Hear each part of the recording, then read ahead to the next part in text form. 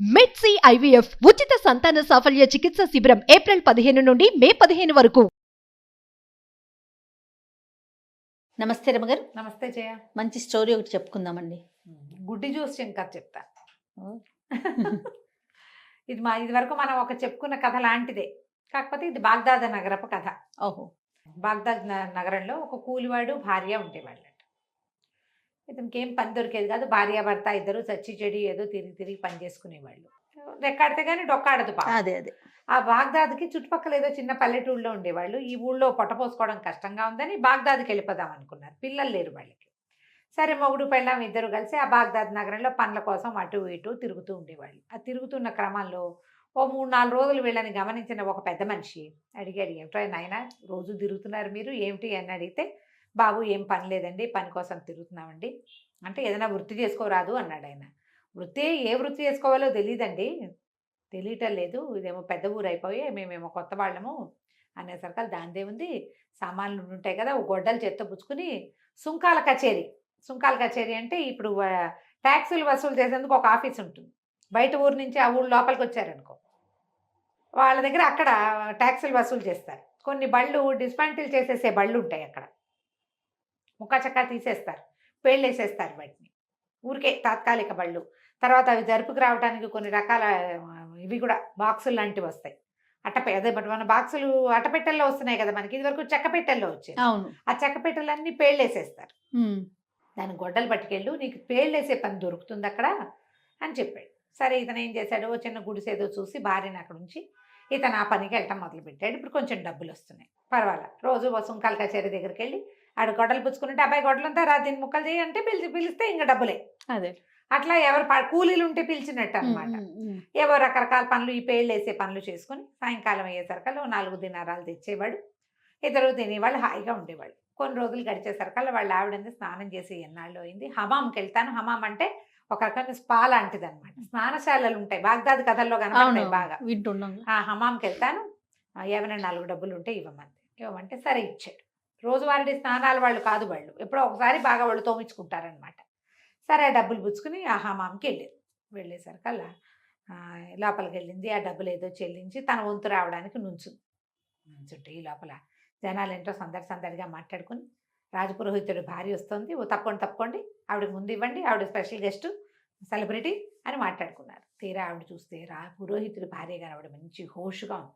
ఆస్థాన జ్యోతిష్కుడు భార్య. ఆస్థాన జ్యోతిష్యుడు అంటే రాజుగారు ఎక్కడికి వెళ్ళాలి, వెళ్ళకూడదు, ఉండాలి అన్ని చెప్పేది వాళ్ళే కదా. ఆయన పెళ్ళానికి ఎంత బ్రహ్మాండంగా ఉందో. ఈవిడ మొగుడే ఆస్థాన జ్యోతిష్కుడు. ఆయన గీసిన గీటు దాటాడు సుల్తాన్ అని చెప్పుకున్నారు. ఖలీఫా చాలా బాగా పాటిస్తాడని. ఇక ఆవిడ హోషు, ఆవిడ గొప్ప, ఆవిడ స్టైలు మామూలుగా లేవు. గ్లామర్ కూడా చించి వెధవ బతుకు, మంది ఓ బతికేనా. అయితే ఆస్థాన జ్యోతిష్కుడు పెళ్ళాం అవ్వాలి, మనిషి అంటే అది అనిపించింది. అక్కడి నుంచి స్నానం లేదు, ఏం లేదు, లేచక్క వచ్చేసింది. అక్కడి నుంచి వచ్చేసి మొగుడు సాయంకాలం ఇంటి రాగానే, నువ్వేమవుతావో నాకు తెలియదు, నువ్వు ఆస్థాన జ్యోతిష్కుడు అయిపోవాల్సిందే. అయ్యో, నువ్వు అయిపోతేనే కుదురుతుంది, లేకపోతే నాకు కుదరదు, పో ఇంట్లో నుంచి అనేసరికల్లా ఈ తెల్లబోయి, వస్తే నాకు చదువే రాదే, నేనెట్టా జ్యోతిష్యం చెప్తానే అంటే, అవంతా నాకు తెలీదు, నువ్వు చదువుతావో చస్తావో ఏమవుతావో, నువ్వు మాత్రం జ్యోతిష్కుడు అవ్వాల్సిందే, నేను జ్యోతిష్కుడు పెళ్ళంగా హోషు వెలువరచాల్సిందే, ఇంకో దారి అయితే లేదు, నువ్వు ఏదో ఒకటి చేసి జ్యోతిష్కుడు అయిపోమని. సరే, వీరేం ఆలోచించాడు. కొద్ది రోజులుగా పనిచేస్తున్నాడుగా, 4 డబ్బులు ఉన్నాయి. దాంతో ఏం చేశాడు, ఓ సిరా బుడ్డి, ఓ కలము, ఓ కాసిన పేపర్లు, ఒక చిన్న అట్ట అది పెట్టుకోవడానికి కొనుక్కొని హమాం దగ్గరికి వెళ్ళాడు. స్నానశాలకి ఖలీఫా వస్తారు రెగ్యులర్గా, వారానికి 2 సార్లు 3 సార్లు ఒళ్ళు మర్దం చేయించుకోవడానికి. ఖలీఫా వచ్చే రోజు చూసుకుని వెళ్ళి ఆ ద్వారం దగ్గర కూర్చుని యంత్రాలు గీయటం మొదలుపెట్టాడు. జస్ట్ బొమ్మలు లాంటివి అనమాట. యంత్రం మనం కూడా చేస్తాంగా, యంత్రాలు గీస్తుంటే అందరూ వారా వీరా. ఖలీఫా అప్పుడే స్నానానికి వచ్చారు. ఆయన మామూలు సాదా దుస్తుల్లో వస్తాడు. స్నానానికి వచ్చేవాళ్ళు పట్టుబట్టలు కట్టు రారు కదా. సరే, జనాలంతా ఆయన చుట్టూ చేరి సహాయం చేయండి అని అదని ఇదని ఏదో అడుగుతున్నారు. ఇతను ఏం చేశాడు, గుమ్మం దగ్గర కూర్చున్నాడు కదా, కూర్చుని, ఖలీఫా ప్రభు ఒకసారి ఇటు వస్తారా, ఇటు దయచేయండి కాస్త ఈ దేనుడి దగ్గరికి అన్నాడు. అనగానే ఆయన ఒక మండపం లాంటి దగ్గర నుంచున్నాడు. ఆ మండపం దిగి ఇటు ఇతని దగ్గరికి వచ్చాడు. ఆయన ఇక్కడ ప్రజల్లో ఎవరైనా మమేకమై ఉంటాడనమాట. ఎప్పుడైతే ఈ ఖలీఫా నడిచొచ్చి ఈ హమాం గుమ్మం దగ్గర ఉన్న మన జ్యోతిష్కుడు ఉన్నాడు కదా, కాబోయే జ్యోతిష్కుడి దగ్గరికి వచ్చాడు. ఆ మండపం ఫెళఫెళామని పడిపోయింది కప్పు. జనాలు కేకలు పెట్టారు. ఈ లోపల ఆయన తాలూకు అంతరంగిక సిబ్బంది ఉంటారు కదా, వీళ్ళు మన కాపలా వాళ్ళు దాన్ని ఏమంటారు, బాడీ గార్డ్స్ పరిగెత్తుకుంటూ వచ్చారు. ఆయన అక్కడే నుంచున్నాడు ఇప్పటిదాకా. క్షణంలో ఆయన దిగాడు, ఇది పడిపోయింది. ఆయన అక్కడ ఉన్నాడేమో అని చూస్తే ఆయన అక్కడ లేడు, గుమ్మం దగ్గర ఉన్నాడు. ఈ సందట్లో జనాలంతా రావటంతో ఇతను లేచి అవతలకి వెళ్ళాడు. అందరూ అన్నారు, అమ్మ బాబోయ్ వాడెవడో మహానుభావుడు అక్కడ కూర్చుని యంత్రాలు గీస్తున్నాడు, ఖలీఫాని పిలిచాడు, కూలిపోయింది. ఒకవేళ వాడు పిలవకపోయి ఉంటే ఈయన మీద పడిపోయేది కాదు. ఆయన మహానుభావుడు అన్నారు. అన్నాక ఏడి ఏడి అని ఈయన్ని పట్టుకున్నారు. పట్టుకుని ఖలీఫా తన మెడలోంచి ఒక ముత్యాల హారం తీసి చేతిలో పెట్టాడు. చుట్టుపక్కల ఉన్న వాళ్ళంతా, ఖలీఫా ప్రాణాలు రక్షించావురా నాయన, నువ్వు జ్యోతిష్కుడిలా ఉన్నావు, భలేవాడివి నువ్వు అని తలా ఒక బహుమతి ఇచ్చారు. ఏవో డబ్బులు కూడా ఇచ్చారు. అవన్నీ పుచ్చుకుని ఇంటికి వెళ్ళి వాళ్ళ ఆవిడికి చూపించాడు. చూసావా ఎన్ని బహుమతులు వచ్చాయో, ఇక ఈ హారం వచ్చి ముత్యాల హారం మెళ్ళ వేసుకో అన్నాడు. అనగానే ఆవిడంది, ఈ బహుమతులు సరే, బహుమతులు కుదరవు, నువ్వు జ్యోతిష్కుడు అయితేనే కుదురుతుంది నాకు. ఇంకా అదే పట్టు. బోడి బహుమతులు ఎవరికి కావాలి? ఆస్థాన జ్యోతిష్కుడు పెళ్ళాం అనేది ఉంది చూసావా, ట్యాగ్, అది కావాలి నాకు అనగానే ఉసూరుమన్నాడు ఈయన. ఏం చేయాలి? సరే, ఈ లోపల ఏమైంది, ఒక వారం రోజులు 10 రోజులు గడిచేసరికల్లా ఖలీఫా గారు వజ్రపు ఉంగరం రోజు బల్ల మీద పెడతాట. రాత్రి నిద్రపోయేటప్పుడు తెల్లారేసరికి అది కనపడలేదు. దానికోసం ప్రశ్నలు ఇస్తున్నారు, అదే ఇస్తున్నారు, ఇదే ఇస్తున్నారు. ఈ స్నానశాల వాడు ఒకడు, స్నానశాలలో ఆయనకి రెగ్యులర్గా పరిచయమైన ఒక సంపన్న గృహస్థు రాజుగారిని ఖలీఫాని చూడబోయి, ఏమిటో విషాదంగా ఉన్నారు, విసుగ్గా ఉన్నారు. ఏమిటంటే, వజ్రపు ఉంగరం పోయింది, మా తాతల నాటిది, అదే నాళ్ళ నుంచో నేను రాత్రిపూట బల్ల మీద పెట్టేవాడిని, ఎందుకో పోయిందన్నాడు. అనేసరికాలు దాందే ఉంది, మీరు ఆ రోజున హమాములు మీ ప్రాణాలు రక్షించిన జ్యోతిష్కుడు ఉన్నాడు కదా, అతన్ని పిలిస్తే ఏమైనా సమాధానం చెప్తాడు, జ్యోతిష్కులు ఇలాంటివి చేస్తారన్నాడు. ఆస్థాన జ్యోతిష్కుడు ఉన్నాడు, ఆయన ప్రయత్నం చేశాడు, ఆ ఉంగరం ఎక్కడుందో ఆయన కనిపెట్టలేకపోయాడు. దొరుకుతుందని కనిపిస్తోంది, ప్రశ్న ఇస్తే ఎక్కడా ఏమిటి తెలియదు. అక్కడి నుంచి ఏం చేశారు, ఓ 4 భటుల్ని పంపించారు.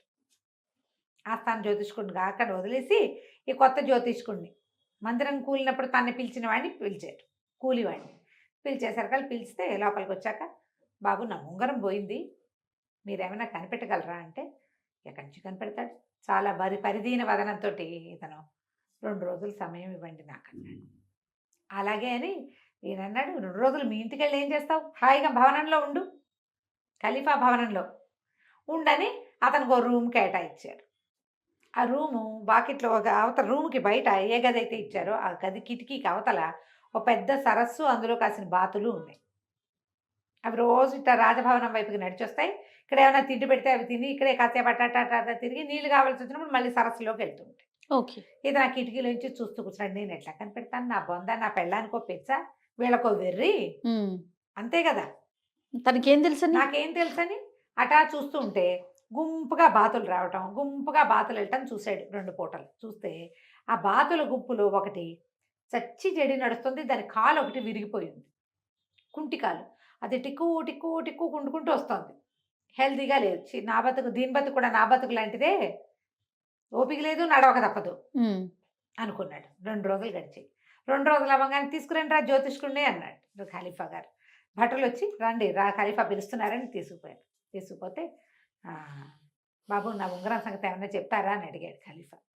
తను అన్నాడు, నేనేం చూశాను ప్రభు, 2 రోజుల నుంచి కుంటిబాతుని తప్పిస్తే నేనేం చూడలేదు, ఆ బాతకేసే చూస్తున్నాడు అతను అనేసరికల్లా భటులు పరిగెత్తుకుంటూ వెళ్ళి కుంటిబాతుని పట్టుకొచ్చారు.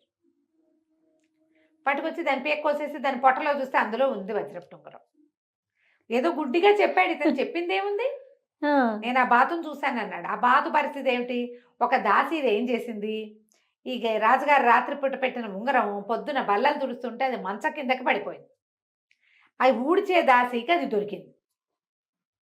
బల్ల మీద ఉంటే ముట్టుకునేది కాదు, రోజు ఉండేది అది అక్కడ, ఎవరు ముట్టుకునేవాళ్ళు కాదు. బల్లలు తుడిచే దాసి వేరు, ఇళ్ళు తుడిచే రూములు తుడిచే దాసి ఇది వేరు. మంచం కింద ఉన్న దుమ్ములో దొరికింది. ఆ ఉంగరాన్ని ఏం చేసింది, ఎక్కడా దాచలేక ఈ బాతుల్లో ఒక దాన్ని పట్టుకుని దాంతో మింగించేసి ఆ బాతుల్లో తను గుర్తుపట్టడానికి వీలుగా దాని కాలు ఒకటి వీర్చేసింది. దాంతో అది కుంటుకుంటూ ఆ పొట్టలో ఉంగరం చేరేసరికి ఫారిన్ బాడీ ఉంటే అది ఏమి ఈజీగా ఉంటుంది, అది పాపం ఈడ్చుకుంటూ తిరుగుతుంది. ఎప్పుడైతే బాత అన్నారో వెంటనే కోసేసారు దాన్ని. కోసేసరికి ఇంకేముంది, బంగారు బాత గుడ్డులాగా దాని పొట్టలో ఉంగరం దొరికింది. రాజుగారు ఆశ్చర్యపోయారు, ఎంతో సంతోషించారు. బోళ్ళని బహుమతులు ఇచ్చారు. మన కూలివాడు ఆ బహుమతులన్నీ మోసుకుంటూ ఇంటికి తీసుకుపోయాడు. ఇది చూడు అది చూడు అది చూడు అని అన్ని చూపించాడు. ఇవన్నీ గిఫ్ట్లు, నీకు పదవి వచ్చిందా రాలేదా అని అడిగింది ఆవిడ. ఉమ్. బాగుందిగా, చాలా బాగుంది. ఆస్థాన జ్యోతిష్కుడు అయి తీరాలి నువ్వు. అయ్యా అవలా ఇంకా లేదా? ఎక్కడయ్యాడు? బహుమతులు ఇచ్చారు. అంతే. ఆ, ఆ, ఇచ్చి బహుమతులు కాదు నాకు ఇవన్నీ పనికిరావు, నువ్వు ఆస్థాన జ్యోతిష్కుడు అవ్వాల్సిందే అని చెప్పేసరికి ఇతను చాలా దీనంగా ఉన్నాడు. ఏం చేయాలో తెలియటలా. ఏదో కాకతాళీయంగా అది, కాకతాళీయంగా ఇది అయ్యింది. జ్యోతిష్యం మనమేం చెప్తాం. ఉమ్, సరే ఏం చేశాడు, రాజుగారి దగ్గర, ఖలీఫా దగ్గరికి లోపలికి వెళ్ళడానికి ఇతనికి అనుమతులు ఏర్పడ్డాయి. ఉమ్. 2 సార్లు మరి రాజుగారి తాలూకు ఇవి అవసరాలు తీర్చాడు కదా, యాక్సెస్ వచ్చేసింది. యాక్సెస్ వచ్చింది. సరే లోపలికి వెళ్ళాడు. వెళ్ళినప్పుడు బాబు రండి ఏం చేయిప్స్ పెట్టమంటారు మీకు అని అడిగాడు ఆయన. నాకు ఆస్థాన జ్యోతిష్కుడు పదవిస్తారండి అన్నాడు. అనేసరికల్లా ఆయన బాగా ఆలోచించాడు. వీడు 2 విషయాలు చెప్పాడు. సరే వీడేం చదువుకున్న వాడిలాగా లేడు. ఆలోచించి ఖలీఫా వాడెవడో వస్తున్నాడు సైనికుడు చూడండి అన్నాడు. ఒక సైనికుడు ఒక సంచి ఏదో పుచ్చుకొస్తున్నాడు, దాన్ని ఇట్లా సంకలో పెట్టుకున్నాడు. ఏదో వస్తువు తెస్తున్నాడు. ఉమ్, వాడి సంచిలో ఏముందో చెప్పండి అన్నాడు. ఉమ్. గుటుక్కుమన్నాడు వీడు. గతుక్కుమన్నారు, భయం వేస్తుంది. అంతేగా. వాడి సంచిలో ఏమున్నాయో అనేసరికల్లా ఖలీఫా నేనేం చెప్పను ప్రభు, నేనేం చెప్పగలను. ఊరికే మీరు నా దగ్గరికి వస్తే ఏదో గోడు వెళ్ళబోసుకుందామని ఖలీఫా ఒకసారి ఇక్కడికి నా దగ్గరికి రండి దీని దగ్గరికి అని పిలిచాను. మీరు గట్టు దిగేసరికి మంటపం కూలిపోయింది,